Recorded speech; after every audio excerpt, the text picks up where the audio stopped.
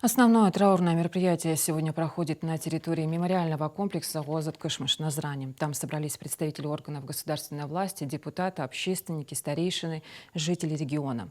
На месте работает и наш корреспондент Диана Дударова. Ей слово.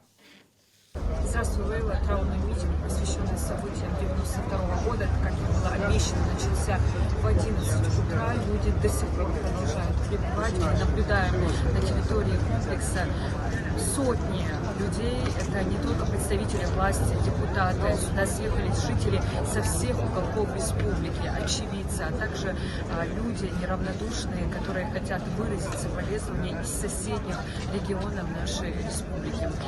Хочется отметить, что на территории мемориального комплекса сегодня созданы все условия находиться здесь после реконструкции,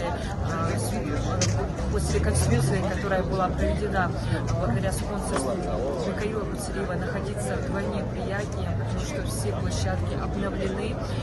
Есть место, где помолиться, взять омовение.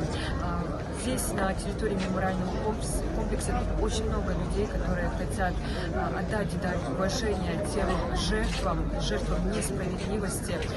Люди, очевидцы, делятся своими историями, которые очень трогают эмоционально. Здесь действительно очень сложно находиться, потому что каждая история, она действительно затрагивает до глубины души. Я думаю, в вечерних выпусках новостей мы более подробнее всей этой информацией поделимся.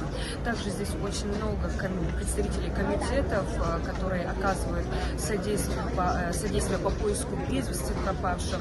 Стоит также отметить, что главой республики Махмудом Алиевым Шариповичем организован САФ на территории комплекса. Любой желающий может зайти, угоститься. Пока у меня все. Лейла, спасибо.